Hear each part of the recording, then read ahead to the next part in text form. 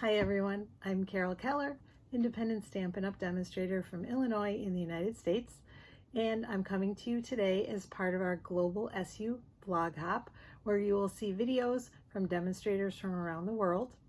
And today our focus is scraps. I'm going to show you what I think is a little different way to use your scraps, and I hope it helps you to use yours as well. Don't just let them sit there. I use mine all the time, get lots of use out of them, and use my cardstock and my designer series papers until they can't be used anymore.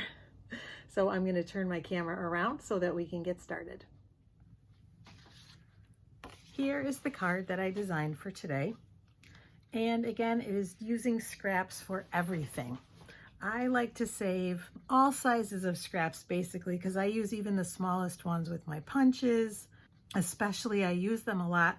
So I did do strips. I think that's pretty common because we do have strips that we end up with, but I wanted to do more than that. I wanted to show you too how I store my scraps. I store them by color family.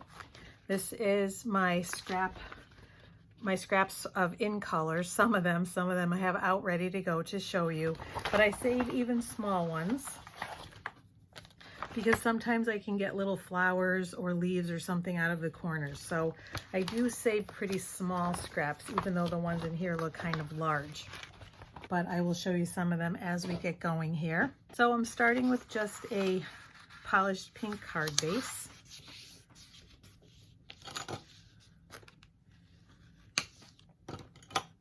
And we'll put that aside for now. And then I had scraps from the Expressions in Ink Designer Series paper. Here are some of them. This is the one I played with the most, so I have the most scraps for it. So I decided I was going to play around with some of those. And I also wanted a solid color in there. So that's just to show you, those are some of my scraps from the Designer Series paper. I did already cut some strips, a couple of them from each of some of the different papers, and a couple from the Fresh Freesia cardstock, because I did have a strip of that. And so actually we'll take one of these away and just use a couple of them, but that's the idea. So I cut them 1/4 inch wide, or I'm guessing that would be 1/2 centimeter.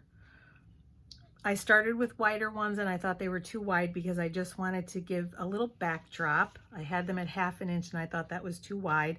And I was going for a lattice effect, but I didn't want to go through the trouble of creating a lattice at the bottom. So basically my flowers that I've punched out cover up the bottom so you can't see that. So basically all I did was kind of lay them out a little bit and made sure they didn't have to be the right length or anything. So I laid them out first just to make sure that I had kind of what I was going for. And then the same thing here. And then I trimmed them down a little bit and I just cut the edges at an angle, as I wanted to make it a little more interesting. And this one I'm just going to cut a little bit here because I want that color, but I don't want it super long. Let me trim it here a little bit. And then I'm going to do the same thing with the rest, but I'll fast forward through that. And now all I'm going to do is lay them down with glue dots at each end and overlap them, because again, we're going to cover up the corner. So I'm just laying a glue dot at the bottom and near the top, because I know that they will also be covered up with the flowers, and that will help anchor them as well. All right, and now that we have our strips laid, like I said, you could overlap them to make them look more like lattice, but since they're going to be covered up with flowers, it doesn't matter. All right, so I'm going to put this aside for now and bring in my first scrap, which is polished pink. For this one, I'm going to use, for all of them, I'm going to use tone on tone. So I've got my polished pink ink pad, definitely a scrap. And this is, like I said, what I use my scraps a lot for. So I'm going to stamp my flower and then cut it out with the punch, just using that little scrap.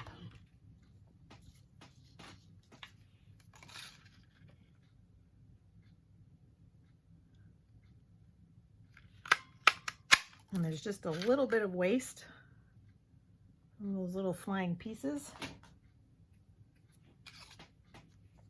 But I still have even a section I could use for a couple of sections I can use for smaller things. That's how small of the pieces that I keep. And obviously that's personal preference, but I figure the way I store them is pretty efficient and it works for me. While I have the ink pad out, I'm going to grab another scrap. And this one is just a larger one because that's all I have. And I'm going to stamp the sentiment in the polished pink. And then I'll cut that out just down to size so that it fits in there. I'm also going to stamp the inside of the card.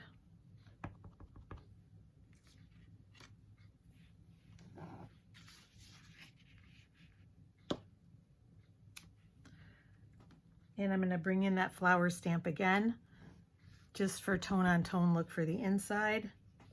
And I will put one on the front of the envelope as well. So our polished pink is done. Next, I'm going to bring in fresh Freesia and my fresh Freesia scrap. And again, this one is well used, but I feel like there's a section here where it may fit to do the daisy. So actually, I'm going to stamp it first and make sure that it will fit. Let's see. Yes, it looks like it will. I mean, that's the extent I go to use my scraps. So this one I'll take apart and just keep probably a small section of it after this is done, but I like to use it for everything. Get as much use out of it as I can. Oops. So now I just have to break it apart so I can fit that punch in there and then line it up. That looks pretty good. And there's our daisy. This is now getting to the point where, especially if things are laying like this, I will take them right off and then recycle them. But probably keep this section so that I can use it, because I use my scraps all the time and I know I'll get use out of that. But it's up to you what your preference is for how small pieces you want to keep. All right, I'm going to bring in my pale papaya scrap again. And this time we're going to stamp one more flower, the tulip. And I'm going to stamp it right here in the corner.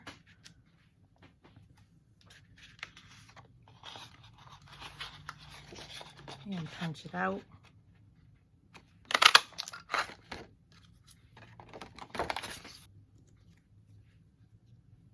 And now we'll just finish our assembly.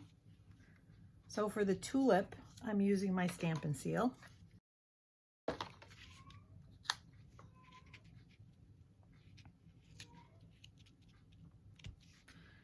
And for the other flowers, I'm just bending them up with my fingers to make them a little more dimensional and then adhering them with a glue dot. And again, putting it in the corner here hides the fact that there's not overlap. And then the same thing with the last flower with the daisy. Pull it up a little bit with my fingers. And actually on this one, I'm going to use a mini dimensional since it's got a small surface area. And we'll pop that up.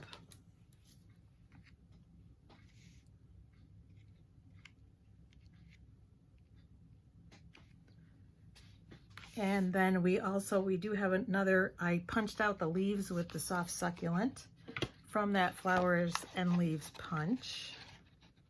And again, I try to get the most efficient use of space, even using a corner like this. So I know that that's the only thing that gets popped out. And we'll do one this size too, I think. But I've already used this one, so I feel like I'm not wasting anymore. So I'm usually pretty mindful of where I'm punching depending on what the paper is and where there's a good spot. And then, so that was soft succulent, and I'm going to do one in the evening evergreen.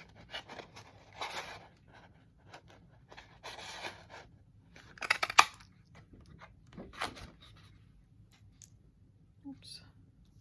You do tend to get little bits and pieces there, but that doesn't bother me. And then I'm going to put those on with some glue dots. Decide where I want them to go. because the soft succulent does tend to mix in a little bit. I think maybe one over there.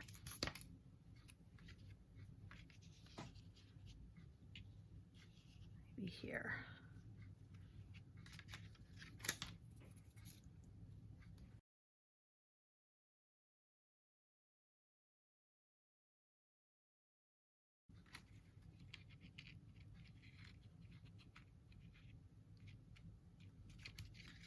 So our flower grouping is done.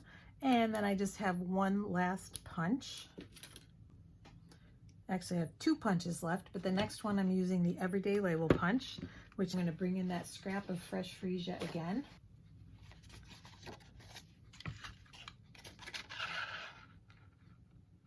And punch it out. And then put these together with my Stampin' Seal. And I purposely made I tested it out before and knew that this label would fit right inside the bigger one. And then we're going to adhere those with dimensionals.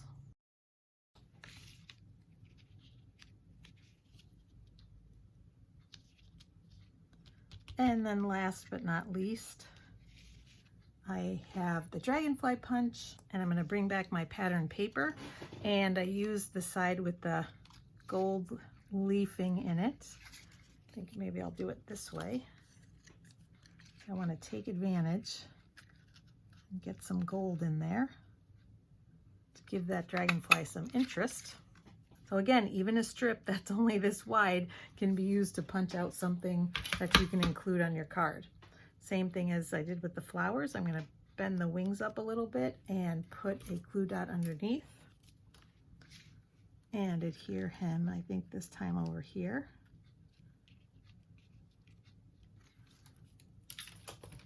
And our card is complete. I hope you like it. I hope you like the ideas for the scraps. You can also add a little bit of bling if you wanted to. In fact, maybe I will do that. I think that's a good idea. I'm going to bring in my in color jewels and my take your pick tool, and we'll add a little bling, because what's a card without bling? So we'll use, I think, the Evening Evergreen on the Dragonfly, and the Pale Papaya, I think we'll use on the center of the daisy, and the Soft Succulent on the Polished Pink Flower. A little bit of bling, so we'll put bling on both of them. Maybe we'll use a bigger one. I'll do this one. I always like to change it up just a little bit. And this one, maybe we'll do a flash of that Pale Papaya on the Dragonfly.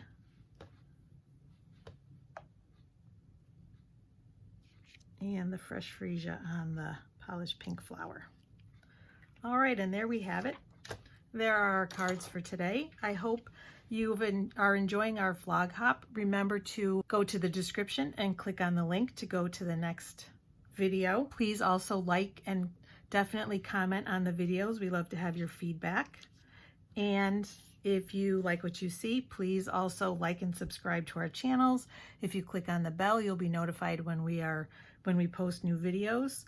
So again, thanks for joining us today. Have a great day, everyone, and I hope to see you again soon. Bye-bye.